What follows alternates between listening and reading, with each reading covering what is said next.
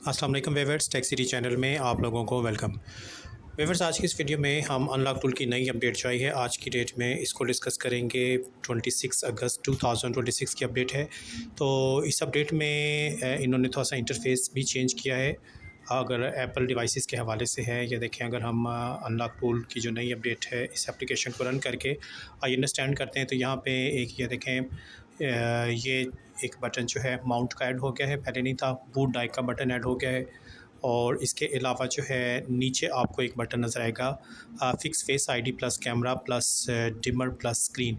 ये जो मसला था कि फ़ोन बाईपास होने के बाद स्क्रीन ऑटो ऑफ़ नहीं होती, तो उस मसले का हल भी आ गया। ठीक है, मुझे चंद दिन पहले कमेंट आए थे कि जी बाईपास होने के बाद स्क्रीन ऑटोमेटिकली ऑफ़ नहीं होती, तो उसका सलूशन अब आ गया है। तो इसको आज हम प्रैक्टिकली फ़र्स्ट फ़ोन पे करके ट्राई करते हैं। ठीक है, बूट डाई का ऑप्शन भी आ गया है, यानी आप डाइक पर्पल करके सीरियल नंबर वगैरह चेंज भी कर सकते हैं इन फ़ोन्स का। इसको फिर हम नेक्स्ट पार्ट में देखेंगे। फ़िलहाल आज हम ये जो स्क्रीन वाला मसला है इसको देखते हैं, फेस आईडी वगैरह फ़िक्स करने का। तो आईफ़ोन 11 है मेरे पास, इस वक्त लॉक टू ऑनर आईडी पे है। केबल लगा के मैं आपको पहले इसका करंट स्टेटस चेक करा देता हूँ, इसके बाद फिर हम इसको कम्प्लीटली बाईपास करेंगे अनलॉक टूल से। तो इसमें देख लीजिए, डाटा केबल मैंने फ़ोन के साथ कनेक्ट कर दिया है और फ़ोन का स्टेटस ये देख लें, आईफ़ोन 11। और इसको अगर हम एक्टिवेट करने की कोशिश करते हैं तो ये हमसे ऑनर आईडी डिमांड करेगा, जो कि हमें आईडी पासवर्ड नहीं याद। तो इसको बाईपास फिर कैसे किया जाएगा। ठीक है, एक्टिवेट बटन दबाते हैं यहाँ पे, तो ये अभी आप में बता देगा कि इस पे एप्पल आईडी लगी हुई है और विदाउट आईडी के हम आगे नहीं जा सकते। ये आ गया जी एक्टिवेशन, ऑनर आईडी आ गई हमारे सामने। अब इसको बाईपास करना है, तो बाईपास करने के लिए अब किस तरीके से चलना है, तो आज हम बाईपासिंग के लिए देखें। इससे पहले मैं वीडियो में B4 पिको अल्ट्रा, ये सबसे बेहतरीन डिवाइस है ऑन कराने के लिए। तो कुछ लोगों के पास ये वाली डिवाइस भी है, पिको 2 जो है, RP2350A मॉडल है ये। इसमें आपको बेनिफिट ये कि केबल नहीं लगानी, क्योंकि केबल वाली डिवाइस अक्सर तंग कर रही है। इसमें केबल नहीं लगानी, पर एक साइड पे पोर्ट ए बनी हुई है, दूसरी साइड पर सी टाइप बनी हुई है। तो इसके ज़रिए हमें 4 केबल्स वगैरह नहीं लगानी पड़ेंगी। तो इसको यूज़ करने के लिए देखें, फ़ोन को पहले DFU मोड पे मैनुअल हमें लाना पड़ेगा। तो इसके लिए हम फ़ोन को पावर ऑफ़ करवाएंगे, और जैसे ये 3 टूल से डिस्कनेक्ट होगा तो हम volume down and power button इसका होल्ड रखेंगे, और 4 सेकंड के बाद पावर बटन को छोड़ देंगे, वॉल्यूम डाउन को होल्ड रखेंगे, तो फ़ोन को DFU मोड पे आ जाना चाहिए। ठीक है, ये मैं volume down and power button hold कर रहा हूँ। ठीक है, और 4 सेकंड के बाद हम छोड़ देंगे फिर पावर बटन, तो फ़ोन को DFU मोड पे आ जाना चाहिए। तो ये जो है पिको 1 और पिको 2, इन दोनों में आपको DFU मोड पे मैनुअल खुद ही लाना पड़ेगा। जबकि अल्ट्रा जो है, लेफ़्ट साइड पे जो डिवाइस नज़र आ रही है, उसमें आपको पता है वो खुद ही DFU पे भी ले आता है, ऑन भी करा देता है। तो अब देखें, ऑन कराने के लिए पिको 2 जो है, या इसका ये बटन होल्ड करके हम सी टाइप केबल इसके साथ कनेक्ट करते हैं। जैसी केबल कनेक्ट करेंगे तो इसकी अपनी ड्राइव पार्टीशन शो हो जाएगी सामने। ठीक है, तो इसमें कोई लाइट शाइट नहीं होती है। पिको 2 जो ए मॉडल है 2350A, तो ये फ़ाइल कॉपी करते हैं जी इस फर्मवेयर की, और ये फ़ाइल आपको डिस्क्रिप्शन लिंक में मिल जाएगा। अगर आपके पास नहीं है तो आप वहाँ से डाउनलोड कर लें। फ़र्स्ट फ़ाइल को हम कॉपी करते हैं, और कॉपी करके पिको की ड्राइव शो तो नहीं हुई है, चलिए हम दोबारा इसको अनप्लग करके प्लग करते हैं। इसको बटन होल्ड करके केबल लगाते हैं साथ। ठीक है, तो इसकी पार्टीशन शो हो जानी चाहिए सामने। तो अब ये पार्टीशन आ गई है, और ठहरे में केबल का थोड़ा सा मसला है, लूज़ पॉइंट। मैं दोबारा ट्राई करता हूँ, बटन होल्ड करके दोबारा से केबल लगाते हैं, और अब देखते हैं इसकी पार्टीशन जो हो जाती है या नहीं। तो ये पार्टीशन आ गई है जी। ठीक है, अब हम यहाँ पर ये ड्राइव इसकी आ गई, यहाँ पे पेस्ट कर देते हैं इसका फर्मवेयर, और ये ऑटोमेटिकली डिस्कनेक्ट। इसमें मैं फिर बता दूँ, कोई लाइट शाइट नहीं है, अंदाजे से चलना होता है, लेकिन ये फ़ायदा है कि केबल शेबल नहीं लगानी पड़ेगी। अब हमने देखें फ़ोन को ऑन कराना है, तो इसके लिए फ़ोन की डाटा केबल PC से डिस्कनेक्ट करके लैपटॉप, ये जो मेन डाटा केबल जा रही है, और इसको डायरेक्ट हम पिको के साथ लगाएंगे। और केबल लगाने के बाद आपने कम से कम 5 सेकंड जो है वेट करना है। ठीक है, 5 सेकंड के बाद हम केबल अनप्लग कर लेंगे फिर। ठीक है, 5 सेकंड के बाद केबल जब हम अनप्लग करके वापस PC के साथ लगाएंगे, तो इसका हम स्टेटस चेक कर लेते हैं कि ये USB लाइटरेट मोड यानी ऑन हो चुका है या नहीं। तो ये iOS चेक iOS बटन पे क्लिक करते हैं, तो ये देखिए, ये हमें बता रहा है कि USB लाइटर 8 मोड पे हमारा फ़ोन आ चुका है रीड iOS बटन पे क्लिक करने से। अब ये देखें यहाँ से हमने iPhone 11 को सेलेक्ट करना है और इसके बाद इसका iOS वर्जन भी सेलेक्ट करना है।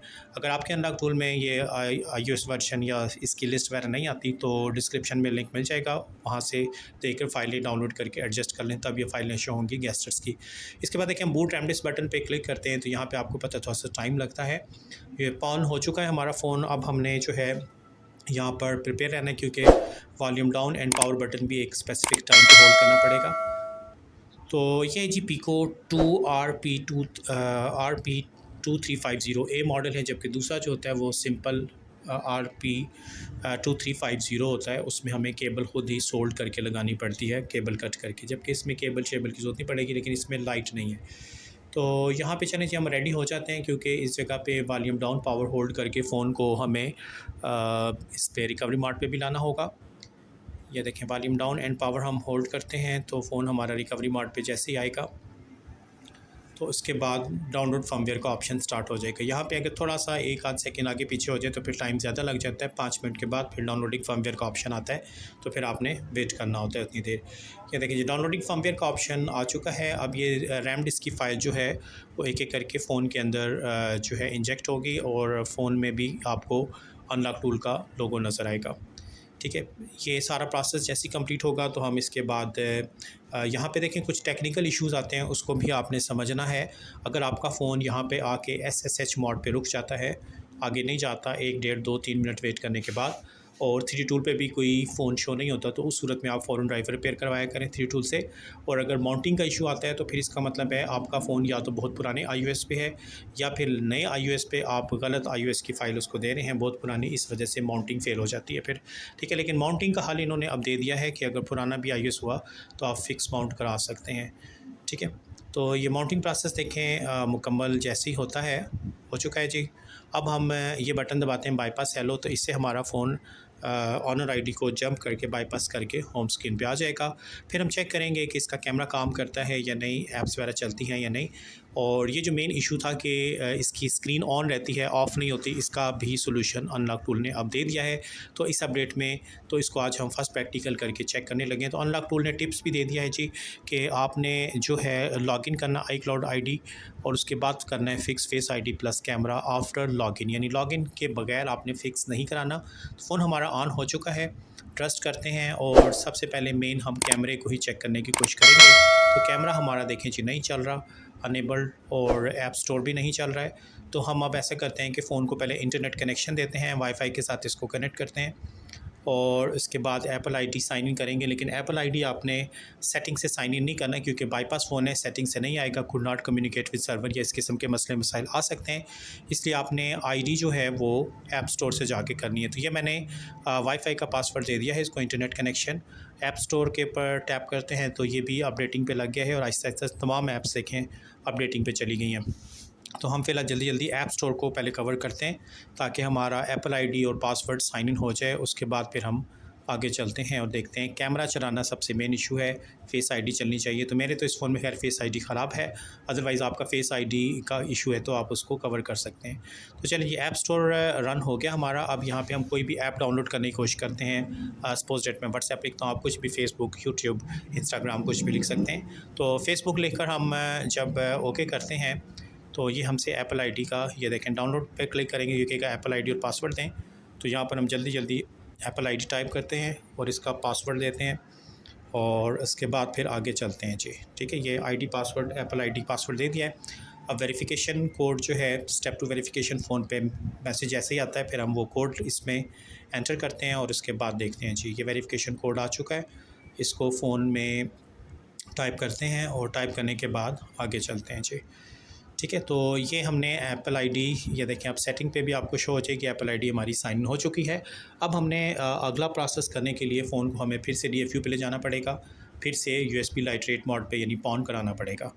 ठीक है, तो चलें जी फ़ोन को पावर ऑफ़ करते हैं। यहाँ से ऑफ़ करने के बाद जो है हम 3 टूल पे फोकस करते हैं। जैसे ये यहाँ से डिस्कनेक्ट होगा तो हमने volume down and power button hold करना है और 4 सेकंड के बाद पावर बटन को रिलीज़ कर देंगे, वॉल्यूम डाउन को होल्ड रखेंगे तो हमारा फ़ोन DFU मोड पे आ जाना चाहिए। ठीक है जी, DFU मोड पे जैसे ही आएगा तो ऑन करने के लिए अब ये जो डिवाइस है पीको 2, तो इसमें फिर से फ़ाइल कॉपी करनी पड़ेगी, ठीक है, जबकि अल्ट्रा में आपको पता कोई फ़ाइल शेयर नहीं देनी होती।